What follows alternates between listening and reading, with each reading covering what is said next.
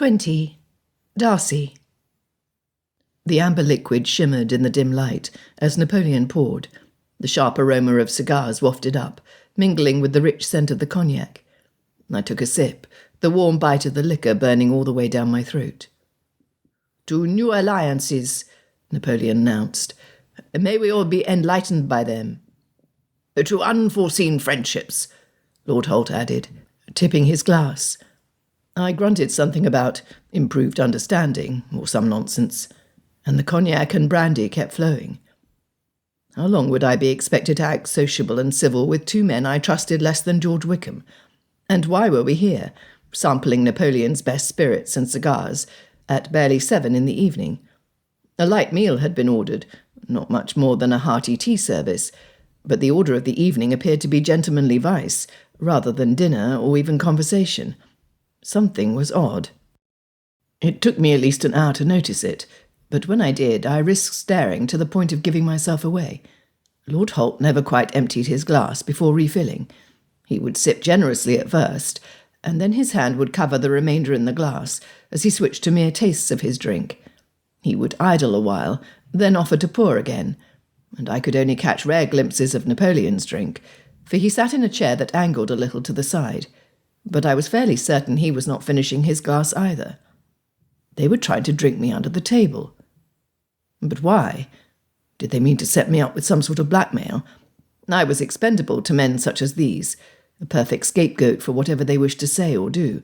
They could ruin me for their own ends, and neither would ever experience a moment's regret over it. But I certainly could not confront them over whatever they meant to do. Nor would I be suffered to leave the room. They wanted me intoxicated for some reason. I began to slow down my consumption, but it seemed best that I act the part of a man in his cups. So I laughed more loudly. Elizabeth would have nearly fainted to hear it, and even let myself slosh a little of the brandy as I gestured with my glass. I hardly knew how to act intemperate, but I'd seen enough others who were. Perhaps I was convincing. As the evening wore on, Napoleon's posture grew more relaxed, his expression mellow, and his eyes frequently on me. I only grinned like a lush every time I found his gaze drifting my way, and pretended to drink more. I had progressed to slouching in my chair, my feet splayed out and my glass resting on my abdomen, when, at last, Napoleon stood. "Gentlemen, please excuse me for a moment." He inclined his head to Holt, then to me, and wandered out the door, looking for all the world like he wasn't sure whether his feet ought to alternate as he took his steps. "Bloody Corsican cannot hold his brandy," Holt slurred. "Another, Darcy." My heart started pounding. The game was truly afoot now. Holt had me alone. I smiled and waved my glass at him. "Don't mind if I do." Holt refilled my glass one more time, and I took a sip, deliberately letting the liquid linger on my tongue before swallowing. Holt watched me intently, a smirk playing on his lips. He was no longer pretending to be intoxicated. "Splendid," he encouraged. "Fine stuff, is it not? Only the best from the cellars of Napoleon Bonaparte. Ah, but it is cold this evening. What a grand fire, eh, Darcy?" I nodded and kicked my boots out, acting as though I were ready to drowse off my brandy. Indeed." What happened next? Holt wasn't leaving. He seemed determined to satisfy himself that I was incapacitated somehow. Perhaps if I let my eyes drift closed for a few seconds. A few seconds quickly turned into several minutes. I focused on keeping my breathing deep and even, and not letting my eyes twitch about under their lids. That part was easy. All I had to do was to set my thoughts on an image of Elizabeth's face, and that sweet little wrinkle just at the edge of her mouth, that I'd wanted to kiss for better than a year. I could stare at that vision all night. At long last, Holt's chair creaked, a shuffling of feet, clinking of glasses. I heard him pacing toward me, but he made no effort to rouse me. I let my breaths deepen to a pronounced rattle, and Holt grunted in satisfaction. A moment later, the door thumped closed behind me. The room was empty. I listened for a few more seconds to be sure, then shot to my feet to carefully test the door. It felt like the two handles of the double doors were tied together from the outside. Curse it all. What the devil did they mean to do to me? Was I to be set up as a political pawn, accused of something I did not do? All I knew was that I had to get out of that room, out of Napoleon's house, and off this cursed island. With Elizabeth, because I'd be hanged before I left her behind. I was contemplating the window when something made the left-hand door rattle. Silently I grasped for the fire-poker and secreted myself beside the door. But it was not Lord Holt, or a soldier, or any nefarious person who pushed the door open. It was Emily. I dropped the poker. "Miss Emily, what are you doing here?" She whirled, her face whiter than I'd ever seen it. "It's Miss Elizabeth," she panted. "Oh, something's wrong. I came looking for you because... "Elizabeth." I grabbed her shoulders, attempting to calm her. "Breathe. Tell me what happened." She took a deep breath, her eyes filling with tears. "She's not herself. She was talking incoherently, her words making no sense, and she can't walk." Horror shivered down my spine. First, Holt and the Emperor tried to get me drunk, and now this. Dear God, if that cur had harmed her. "Take me to her at once." "Elizabeth." I burst into the room that Napoleon's housekeeper had set aside for the Holt children, and dashed to the chair over which Elizabeth was haphazardly draped. "Are you well?" I was already cupping her face, feeling her skin, and checking her eyelids. Good heavens, her forehead was burning up. Her cheeks were fiery red, and the lace of her fichu was torn away, revealing, a lot, more even than that red silk gown. I gulped. "Elizabeth, wake up!" I patted her cheeks, gently at first, then with more urgency. "Emily, fetch me some water, or something. Elizabeth, can you hear me?" Slowly, groggily, she smacked her lips and blinked until at least one eye was pointed listlessly in my direction. "Fizz, she chortled, more of a snort really, and grinned. "You look yummy." Her brow crinkled. "And fizzy, is that a word?" She sighed and smiled, then closed her eyes again, leaning her face on my hand. I shot a look at Emily. "Is she drunk?" The girl shook her head vehemently. "No, sir, but I think I know what it was." She dashed to the tea cart and carried a cup to me. "Do you smell anything?" Suspiciously, I stuck my nose over the rim of the cup and nearly gagged. "It smells like burned coffee. Ghastly. You don't mean to tell me Elizabeth actually drinks this hideous brew, do you?" "You don't smell anything besides coffee? Nothing sweet or musty?" I sniffed it again. "No. To be quite honest, I never cared for the stuff, so I'm not perfectly familiar with all the variants of fragrance. But I do not smell anything strange about it, other than the fact that it's bloody awful." "Neither did she." I rolled my eyes. "I've no time for games, Emily. What is your point?" Emily's gaze darted to Elizabeth, then back to me. She wetted her lips. "People used to say I put things in the governess's tea to get rid of ones I didn't like. I never really did. I don't think it would work in tea anyway, but I threatened it. I knew how, and I knew I could get it. Anyway, I didn't care if they thought I would poison them because I wanted them to go away. We never had a nice one until her," she said, flicking her head towards Elizabeth. "Your point, please." Her eyes filled. "It was never me. You have to believe me. I know how it sounds, but I never did it. I know what opium smells like, though." I blinked. "Opium? Good God, Baron Holt." Emily bit her lip, her eyes shining with worry. "Papa always had some in this little bottle in his study, and he came in here just before we had our tea. And now that I think of it, he got her to look out the window for a second while I think is she going to die?" "No. Well, I shouldn't think so. It depends on how much she got. How long ago did she drink this?" She shrugged. "I'm not sure, but she only had one cup. And it was after we had our tea, I know. She would start to drink, and then she put it down every time she had to chase Poppy or help Bee with something. I think it was pretty cold by the time she really got to drink it. I wouldn't have known what was wrong with her, but when she sat on the footstool, staring at the floor and fanning her face, I took the chance to slip a cup for myself. I like coffee. And you could taste it at once. I didn't even have to taste it. I knew what it was before I drank any. So the tea was not tampered with, but the coffee was. Holt wanted only Elizabeth to consume it, not the children. What was the man up to? Something he did not want either of us to know. Apparently he didn't consider the children to be a threat, but he did not trust Elizabeth or me. Or he meant to use us for something. I sighed and turned my attention back to Elizabeth. I couldn't help it, really, because she was licking my fingers, sort of. She was cradling my hand and petting it like a cat. Then, with a cross-eyed look, she rubbed it against her cheek and, well, she meowed. On my honour, that is what it sounded like. Then, as I was watching her in limp amazement, she started nibbling at my fingertips and using them to stroke her ears. I stared aghast and tried to tug my hand away from her. "Elizabeth, you are unwell. Please, calm yourself." "Fizz, good kitty." She wrinkled her brow and released my hand. I brushed the hair from her face. "Elizabeth, can you stand?" Her eyebrows arched and she scoffed. "Why?"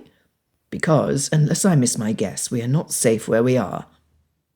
The dimples of her thoughtful frown broke into an easy grin. "Oh, Fizz William, you're not safe with any girl." She pinched my cheeks like my aunts used to when I was barely in short pants. "Not fair, it's not." I shook my head. "What are you talking about? Emily?" I turned to the girl. "Rouse your younger sisters and get them dressed. I believe we must be ready to go at a moment's notice." Emily nodded, her eyes wide, and slipped into the next room where her sisters were sleeping. I turned back to Elizabeth and... Oh, bollocks, I'd forgot about that missing fichu. But it was bloody impossible not to notice its absence now because she was, leaning against me, with an index finger drawing a line of hallucinogenic perspiration from her lower lip, down her throat, to her collarbone. Lord have mercy, Elizabeth, you must get hold of yourself. Here. I hunted around for the cast-off fichu and tried to hand it to her. You dropped... She smiled and took it to fan her face. No, it is for... Oh, here, just use my coat. I pulled my arms out of my coat and tried to drape it over her. Elizabeth squirmed away, her head sliding off the chair and coming to rest on my shoulder. So hot in here, she mumbled. Then she fell asleep. What now? Elizabeth was clearly incapacitated. I was hardly in better shape, having downed at least 5 or 6 full glasses of brandy. But though my body felt flushed, and most particularly now with hers pressed against it, and my stomach was plotting some kind of alcoholic revolt, my head was at least clear enough to recognise the awful predicament in which we had found ourselves. How was I to get Elizabeth, and probably 3 children, to safety? I still did not even know where the danger was. Elizabeth, have you spoken with Lady Holt at all? She snored on my shoulder. I sighed and pushed her head upright. Oh, come on, love, you have to stand. She rolled her cheek against my arm and drank in a long sigh. You're such a bore. So nice. Just sit here. You feel... She sighed again. So nice. I let my arm fall around her. It certainly took you long enough to admit it. She snort-giggled and grabbed my lapel to rock herself up on my chest. You're so full of yourself, Fizz William. Is that really what people call you? Some. Georgiana calls me William, but she's the only one. I like Fizz. Fizzy. She stroked my face, smiling the way she always did in my dreams. I like you. I pulled her to her feet, wrapping my arm around her waist. A pity you refuse to admit it when you aren't drugged. Come on, let us get you dressed. She let her feet drag along beside me. If I admitted it, you'd be stuck with me. I stopped, bracing my hands on her shoulders. What is that supposed to mean? She shook her head and tried to brush my hands away. "Just let me... So tired. Let me sleep." "No, Elizabeth, there is no time. What do you mean by me being stuck with you?" Her eyes cleared slightly, and her head wobbled forward and backward. "Do you know why I left Longbourn?" "You told me your father was leasing the estate. You left because you thought you were a burden on your family." No. She shook her head.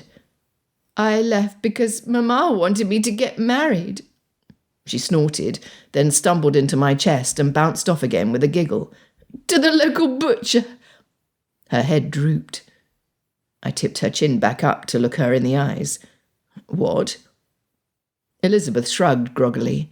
"Not such a bad offer, really. Disgraced family, no money. He had his own shop." "You almost sound as if you were considering it." She stuck her lip out. "I'd never consider anyone else but—" Her brow crumpled, and she touched my mouth with her fingertips. Her gaze went glassy for a few seconds, and my heart seized. And then she melted into me. Her arms wrapped around my head, and my mouth became her plaything, soft and eager, and just a touch wild. Sweet agony. I was kissing Elizabeth Bennet. Was it the brandy, or was all my skin on fire?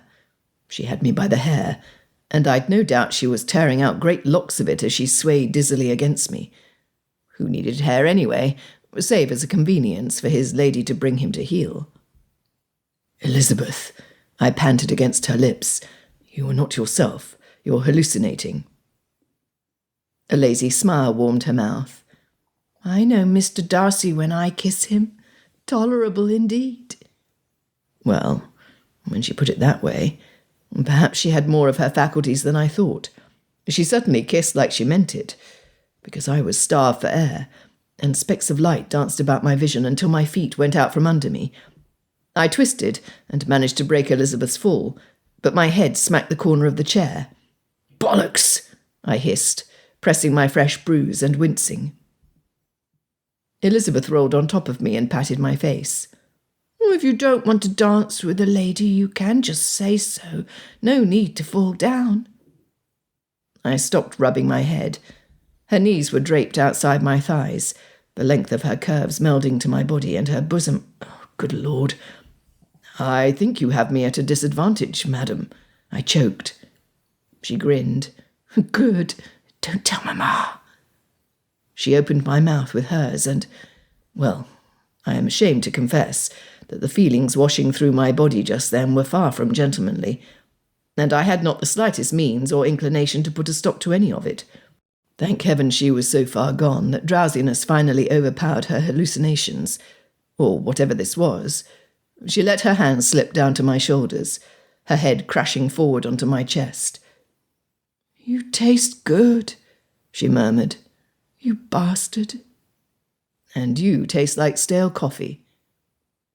Elizabeth rolled her face about to scrub it with her palm. "I bet you despise coffee." "With a burning passion." I stroked a lock of her hair aside and let my finger trail down her cheek. "But I am rather fond of you." Her eyes fluttered closed, but she was smiling.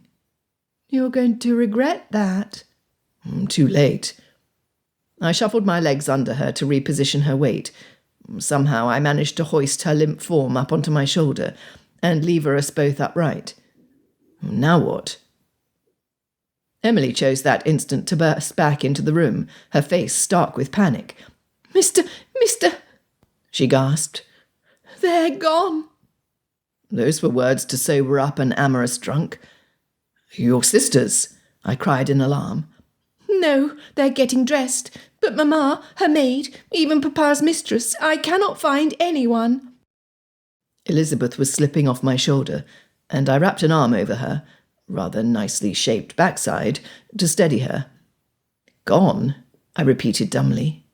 "I don't even see the housemaids. Everyone is just gone. Did they leave us? Why would they do that?" I shook my head. "I don't know, Emily. Tell your sisters to put on every gown they own. Layer them up, for they will need the warmth. and show me to Miss Elizabeth's trunk." I grimaced. It seems I shall have to assist her myself.